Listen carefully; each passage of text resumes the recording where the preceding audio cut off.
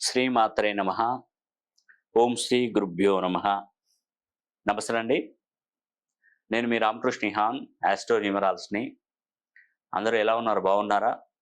పేరు పేరున ఒక్కొక్కరిని అడుగుతున్నాను. ఇది మన ఒక కుటుంబం అండి. ఇది ఒక మన ఫ్యామిలీ అనుకుందాం. నా జీవిత కాలంలో నేను మర్చిపోనండి. ప్రతి ఒక్కరిని బాగుపరుస్తాను. నమ్మినంత వారికి నమ్మినట్టుగానే నేను వారి యొక్క నమ్మకాన్ని ఒమ్ము చేయకుండా నేను బ్రతికున్నన్ని రోజులు మీకు మంచి చేస్తూనే ఉంటాను. ఎంతోమంది ఇప్పటివరకు కొన్ని లక్షలలో పేర్ల కరెక్షన్ ఇచ్చాను. చిన్నపిల్లలుగా ఉన్నటువంటి వారికి తల్లిదండ్రులు పేర్లు పెట్టుకొని ఈరోజు సంతోషంగా, సుఖంగా, హ్యాపీగా ఎక్కడెక్కడో కంట్రీస్ నుండి ఎక్కడెక్కడో ఏ కంట్రీలో జాబులు చేస్తున్నారు. నిజంగా తహతహలు ఆడిపోతున్నారు. మన దగ్గర కరెక్షన్ తీసుకొని మంచి గుడ్ రిజల్ట్ వచ్చిందని చెప్పేసి ఎంతో మందికి నా దగ్గరికి పంపిస్తున్నారు. ఈ యొక్క ప్రాబ్లం ఏంటంటే, ఒక కరెక్షన్ మళ్ళీ నా దగ్గర అపాయింట్మెంట్ తీసుకోవడానికి మినిమం సుమారు 30 నుండి 40 రోజుల వ్యవధి పడుతుంది. వెయిట్ చేయండి. ఇన్ని సంవత్సరాల జీవితంలో ఒక 30 రోజులు వెయిట్ చేస్తే పోయేది ఉందండి. వెనుదిరిగిపోతున్నారు. 30 రోజుల మాకంతా ఓపిక లేదని చెప్పేసి వెళ్ళిపోతున్నారు. ఆ తర్వాత మళ్ళీ ఎక్కడో ఒక కాడ మీరు కరెక్షన్ తీసుకోవడం ఏదో ఒకటి చేసిన తర్వాత మళ్ళీ నా దగ్గరికి వస్తున్నారు. అప్పుడు వెయిట్ చేస్తున్నారు. మనం తీసుకునే ప్రయత్నం మొదట మంచి ప్రయత్నం చేసుకొని తీసుకోగలిగితే మనకు బాగుంటుందండి. ఈరోజు మీరు నా దగ్గరకు వచ్చినప్పుడు మీరు ఎంత కష్టపడి ఎన్ని రకాలుగా ఇబ్బందులు పడి నాకు ఇచ్చే ఫీజు చెల్లించలేని పక్షంలో ఉన్నారని నాకు తెలియదా? తెలుసు. నాకు తెలుసండి. మీకున్నటువంటి ఇబ్బందులు, ఆర్థిక ఇబ్బందులు ఒక్కొక్క జాతకాన్ని పరిశీలన చేసినప్పుడు నాకు తెలుస్తుంది. మీరు ఎంత కష్టకాలంలో ఉన్నారు, ఎన్ని ఆర్థిక ఇబ్బందులతో ఇబ్బంది పడుతున్నారని నాకు తెలియదా? నాకు తెలుసండి. కాబట్టి ఏంటంటే, మీరు ఎన్ని కష్టాలలోనైనా ఉండనివ్వండి, ఆ కష్టాలకు పులి స్టాప్ పెట్టే మార్గాన్ని నేను అన్వేషిస్తానండి. మీరు నిశ్చింతగా ఉండండి, మంచిగా ఉండండి. కష్టాలు అనేది ఎప్పుడు ఎల్లప్పుడు మనల్ని అట్టబెట్టుకొని ఉండవు, ఇలా పట్టుకొనే ఉండవు. టైం అనేది వస్తుంది. ఒకసారి నీకు వస్తుంది, ఒకసారి నాకు వస్తుంది, ఇంకోసారి ఇంకొకరికి వస్తుంది. కేసీఆర్ గారే ముఖ్యమంత్రిగా ఉండాలని ఏమన్నా రూల్ ఉందా? 10 సంవత్సరాలు ఏమో చేశాడు. తర్వాత రేవంత్ రెడ్డి గారికి వచ్చింది. మళ్ళీ రేవంత్ రెడ్డి గారికి ఏమన్నా ఉండాలని రూలే ఉందా? మళ్ళీ కేసీఆర్కి వస్తుంది. అవకాశాలన్నీ వస్తూనే పోతుంటాయి. కొద్ది రోజులు నీకు టైం నడుస్తుంది, కొద్ది రోజులు నాకు టైం నడుస్తుంది. నీ టైం నడిచినప్పుడు నువ్వు సంపాదిస్తావు, నా టైం నడిచినప్పుడు నేను సంపాదిస్తాను. అది ఏదైనా కానివ్వండి. అది రాజకీయమే కానీ, వ్యాపారమే కానీ, చదివే కానీ, ఉద్యోగం కానీ, వివాహమే కానీ, ఏదైనా కానివ్వండి జరుగుతుంది. టైం అనేది కావాలి కంపల్సరీ. మనకు టైం అనేది ముఖ్యం, వెరీ వెరీ ఇంపార్టెంట్. అలాగా 2024 సంవత్సరం స్వస్తి శ్రీ క్రోధి నామ సంవత్సరంలో ఒక 4 రాశులకు మంచి అద్భుతమైనటువంటి టైం రాబోతుంది.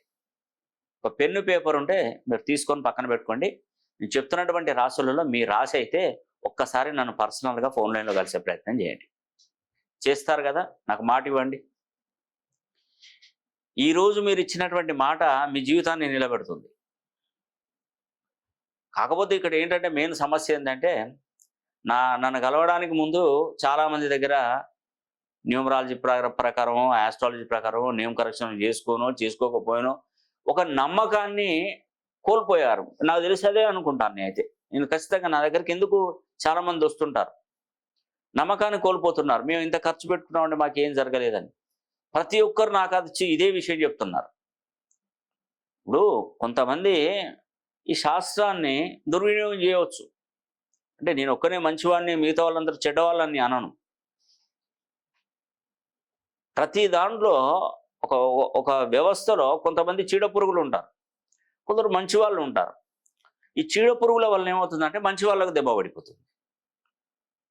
నిజమండి, ఇది ఖచ్చితంగా జరిగేటువంటి విషయం. తద్వారా ఏంటంటే ఈ శాస్త్రంలో ఏం లేదు, దీంట్లో అసలు ఈ న్యూమరాలజీ, ఆస్ట్రాలజీ అనేది అసలు పనిచేయని సబ్జెక్టు, అసలు దీంట్లో ఏం లేదండి అని వాళ్ళందరూ వాళ్ళే ఒక కొలిక్కి వచ్చేస్తున్నారు.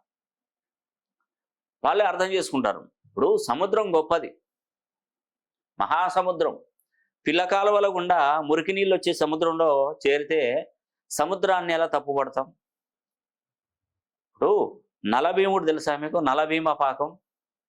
నలుడు భీముడు కలిస్తే అది చాలా అత్యంత రుచికరమైనటువంటి వంటకం. వాళ్ళని మించినటువంటి వారు ప్రపంచంలో ఎవరు ఉండరు, లేరని శాస్త్ర పురాణాలు చెప్తున్నాయి. అంతటి నలభీమ పాకం చేసినా కూడా వాళ్ళు చేసినటువంటి వంటలో ఉప్పు సరిగా వేయకపోతే ఏమవుతుందండి? రుచించదు. అంత పెద్ద పాకం పాండిత్యం వహించిన పాకం సిద్ధహస్తులైనా, ఆ వంటను వండే దాంట్లో సిద్ధహస్తులైనా వాళ్ళు ఒక వేసేటువంటి కూరలో ఉప్పు గనక వేయలేదనుకోండి, ఏమవుతుందండి? ఆ వంట రుచించదు.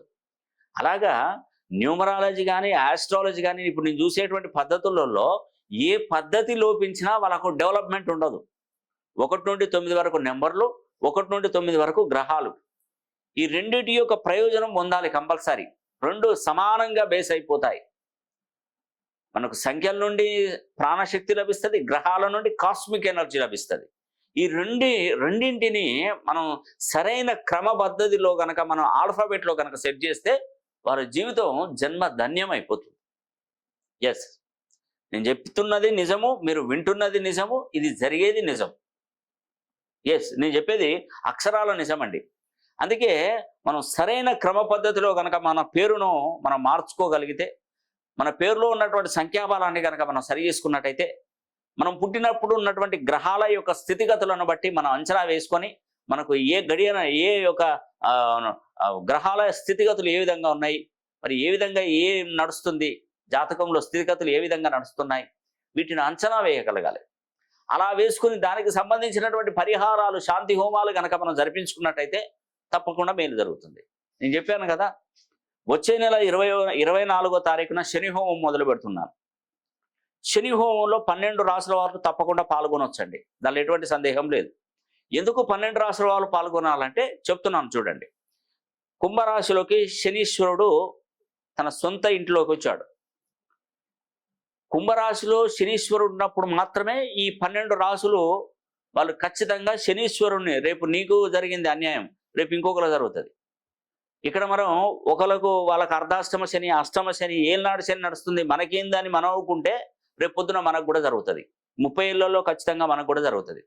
అది తన సొంత ఇంట్లో ఉన్నప్పుడు తనకు జరిగినటువంటి అన్యాయం ఇబ్బంది పడుతున్నాడు కాబట్టి మాకు కూడా ఈ శని హోమం జరిపించుకుంటాం, మాకు శని ప్రభావం జరగకుండా చూడని శనీశ్వరుని మనం ఆశీర్వచనాలు అడగాలి, కంపల్సరీ అనుగ్రహం పొందాలి. అందుకే నేను చెప్తున్నాను, 12 రాశులలో జన్మించినటువంటి వారు వచ్చే నెల ఫిబ్రవరి 24వ తారీఖున శనివారం రోజున శని హోమం తలపెట్టబోతున్నాను.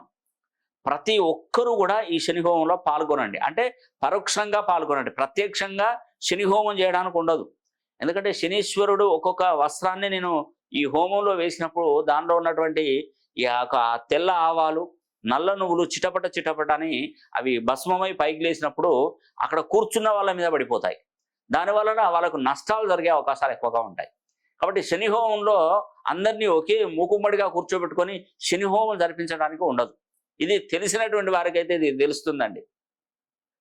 కాబట్టి ఈ శని హోమంలో ప్రత్యేకంగా మీరు పాల్గొనవచ్చు, పరోక్షంగా మీరు ఇంటి దగ్గర ఉండి మీరు చూడొచ్చు, ఈ లైవ్లో చూసుకోవచ్చు, లేదంటే వీడియో మీకు షూట్ చేసి నేను పంపిస్తాను. ఎలాంటి డిస్టర్బెన్స్ అయితే ఉండదని గుర్తుపెట్టుకోండి. తర్వాత తులారాశిలో పుట్టినటువంటి వారు, కన్యారాశిలో పుట్టినటువంటి వారు, వృషభ రాశిలో పుట్టినటువంటి వారు, మిథున రాశిలో జన్మించినటువంటి వారు, ఈ 4 రాశులలో పుట్టినటువంటి వారు 2024వ సంవత్సరం అనేది కూడా వీరు ధనికులు అయ్యే సంవత్సరము, ధనికుల జాబితాలోకి చేరేటువంటి సంవత్సరం, వీరే కోటీశ్వరులుగా చలామణయ్యేటువంటి సంవత్సరంగా మనం చెప్పుకోవచ్చు. నేను చెప్పాను కదా, ప్రతి ఒక్కరికి ఒక్కొక్క టైం వస్తుంది. ఈరోజు ఈ యొక్క రాశిలోకి వచ్చింది, తులారాశి వరకు వచ్చింది, కన్యా రాశి వరకు వచ్చింది, వృషభ రాశి వారికి వచ్చింది, మిథున రాశి వారికి వచ్చింది. ఈ 4 రాశులు వీరు ఈ 2024వ సంవత్సరంలో వ్యాపారాలు చేసి కోట్లు సంపాదించగలుగుతారు, ఉద్యోగాలు పొందుతారు, వ్యాపారంలో మంచి లావాదేవీలు చాలా అద్భుతంగా రాణిస్తారు. విదేశాలకు వెళ్ళి విదేశాలలో చదువుకోవాలి, విదేశాలలో ఉద్యోగం చేయాలి, విదేశాలలో వ్యాపారం చేయాలి, విదేశాలలో స్థిరపడిపోవాలనుకున్నటువంటి వారికి అనుకూలమైనటువంటి సంవత్సరం 2024వ సంవత్సరం అని కూడా మీకు తెలియజేస్తున్నాను. తులారాశి, కన్యారాశి, వృషభ రాశి, మిథున రాశి, ఈ 4 రాశులలో పుట్టినటువంటి వారే అత్యున్నతమైనటువంటి హోదాకు, అత్యున్నతమైనటువంటి స్థాయికి ఆర్థికంగా నిలదొక్కుని 10 మందికి సహాయం చేసేటువంటి స్థితిలో ఈ 4 రాశులు ఉండబోతున్నారు. నేను చెప్పేది ఒకటేనండి, మీ పేరును మంచి సంఖ్యాబలంలోకి మీరు మార్చుకొని చూడండి. తప్పకుండా మీరు కోటీశ్వరులు అయ్యే అవకాశాలు ఎక్కువగా ఉంటాయి. కానీ కష్టపడింది అయితే ఏది రాదండి. కష్టపడండి. కష్టపడి అదృష్టాన్ని మీ పేరు రూపంలో ఇస్తాను కాబట్టి మీరు అంచెలంచెలు ఎదగాలి. ఎందుకంటే ఏదో కోటీశ్వరులు అవుతారు, లక్షాధికారులు అవుతారు, ఉన్నతంగా జీవిస్తారంటే కష్టపడింది అయితే ఏది కాదు. మీరు కష్టాన్ని ఎంచుకొని బ్రతకండి. నేను అదృష్టాన్ని కల్పించే బాధ్యత నాది. ఈ రెండు కలిస్తే మీ జీవితం బాగుపడుతుందని కూడా నేను మీకు ఈ వీడియో ద్వారా తెలియజేస్తున్నాను. ఈ వీడియో కనుక మీకు నచ్చినట్లయితే లైక్ చేయండి, షేర్ చేయండి, కామెంట్ చేయండి. సర్వే జన సుఖినో భవంతు.